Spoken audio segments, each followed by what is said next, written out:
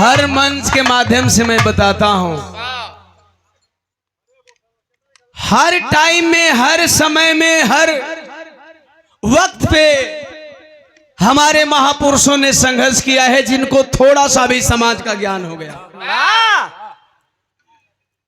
आज हमको बदलने की जरूरत है, आपको बदलने की जरूरत है, खासतौर से इस बिरहा समाज को भी बदलने की जरूरत है।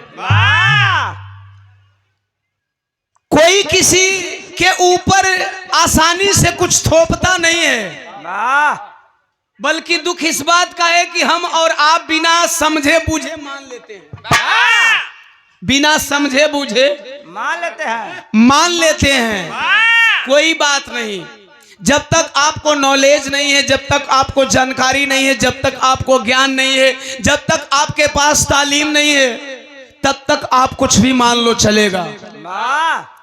लेकिन जिस दिन आप जान जाते हो कि ये पेड़ ताड़ का है, खजूर का नहीं है, उसके बावजूद भी इस पेड़ को आप खजूर कहते हो, तो फिर आपकी शिक्षा किसी काम की, आपकी तालीम किसी काम की नहीं है, आपकी जानकारी किसी काम की नहीं है, आप बिल्कुल ज्ञानी नहीं हो सकते। किसी ने कहा, आपने मान लिया, चलो चल गया, चूंकि आप नादान थे, आपके पास ज्ञान नहीं था, आपका समाज पढ़ा लिखा नहीं था। एक बिरहा गाए थे, आप लोगों को याद होगा, पंडित का पतरा, सुने होंगे ना।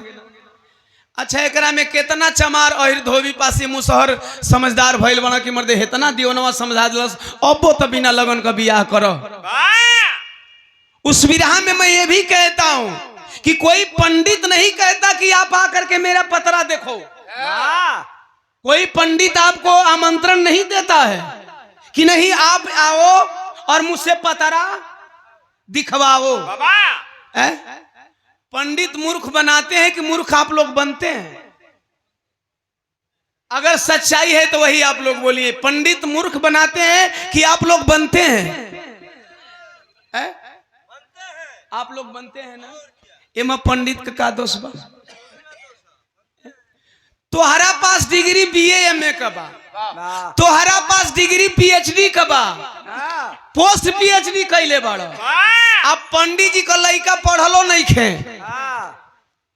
वो बहन पढ़लो नहीं खे, अब वो कह दिलस कि ए जजमान, जजमान साला एलएलबी का डिग्री तोहरा पास बा। अब पंडित जी को अनपढ़ लड़का आके कहता जजमान, जजमान। अच्छा तू मान ले लो, जज जज मनला का मतलब क्या होला? जज जो कहेगा वो हम मानेंगे, दोषी को निर्दोष और निर्दोष को दोषी करार जज देता है। तो अब जब जज मान लिए तो पंडित जी कहे ए जजमान, गोबर के गणेश को हो, दोष के कर बड़ुए कहबो लो कि हमन मास्टर हैं, हमन इंजीनियर हैं, हमन आबकारी विभाग में एक्साइज इंस्पेक्टर हैं। कोई बैठल हो से हमारा का मतलब बा? हम कहिला सबका खातिर कहिले, एक आदमी खातिर थोड़ी कहतनी का शुभम। हम कोई का चेहरा पर थोड़ी कहतनी, हम वही कहते हैं जो समाज हित में होता है। सवाल यह है कि आप 72 डिग्री ले करके बैठे हो और एक अनपढ़ आ करके कह दिया कि ये ताड़ नहीं है, खजूर नहीं है। और ए डिग्रीधारी हमारे देश के पढ़े लिखे बहुजन समाज के लोगों, और आपको तर्क करने की शक्ति नहीं है कि ये ताड़ है, खजूर नहीं है, तो ये बताइए दोष उस अनपढ़ का है कि दोष इस पढ़े लिखे का है? दोष इस पढ़े लिखे समाज का है। इसीलिए बाबा साहब डॉक्टर BR अम्बेडकर जी ने कहा, हमें पढ़े लिखे लोगों ने धोखा दिया, हमें पढ़े लिखे लोगों ने धोखा दिया। बाबा साहब की जयंती में 500 रुपया नहीं निकलेगा, लेकिन शिव चर्चा में 50,000 का खर्चा हो जाएगा। कौन करते हैं लोग? जो आरक्षण से नौकरी पाते हैं। नौकरी पाएंगे आरक्षण से, चाहे वो बहुजन समाज के किसी भी समाज के लोग हों। बहुजन समाज अर्थात SC ST OBC माइनॉरिटी समाज के लोग। शूद्र समाज के लोग 6743 जातियों के लोग नौकरी पाएंगे आरक्षण के बदौलत, और जा करके भगवान शंकर को चढ़ावा चढ़ाएंगे, कहें हे भगवान शंकर, आपकी कृपा से मेरा बेटा एक्साइज इंस्पेक्टर बना है। अब रोज रोड पर गाड़ी पकड़ के 50,000 का चूना लगाई पब्लिक के, लेकिन उनको ये पता नहीं है कि ये पढ़ने का अधिकार नहीं था, लिखने का अधिकार नहीं था। पढ़ लिख लेते थे तो भी आपको किसी भी पद पे आरक्षण नहीं था। दोषी कौन है? वो जो अनपढ़ आपको जज मनवा लेता है कि दोषी आप हो।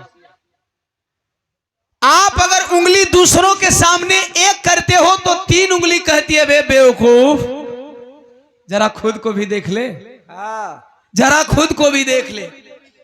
शिक्षा की शुरुआत में चालू कर दिया।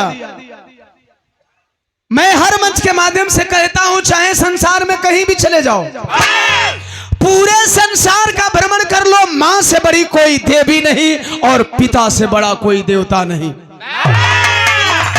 कितने लोग मानते हैं माई से बड़ देवी रहती तो भोजनालय में आदमी पर गणेश का मूड़ी थोड़ी रही, हाथी को। अगर माई देवी रहती तो उ ना रहते, हटवा दिया जाए। कोई हमारा कहीं लिया के रख के देखे मारब लात ले नीचे चल जाए। अब यही में कई लोगन के डर बाकी, अरे बाप रे तो कजन कहीं कुछ कर न दूं।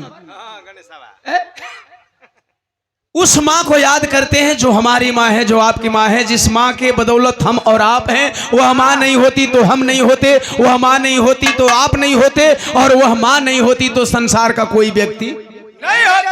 अगर वह माँ नहीं होती तो फिर हम दुनिया के किसी भी माँ को जान नहीं पाते।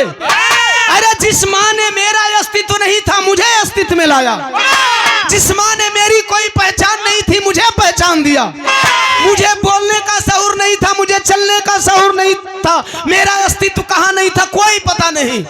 हम उस माँ को भूल करके फिर किस माँ को याद करें? उस माँ से भी बड़ी कोई माँ हो सकती है? वह माँ नहीं होती तो मेरा आपका अस्तित्व नहीं होता। 2 लाइन उस माँ को याद करते हैं। एक निवेदन करूंगा, जो भाई अपनी माँ को जितनी मोहब्बत करते होंगे, भजन मैं गाऊंगा, याद आप लोग अपनी अपनी माँ को कर लेंगे। आओ।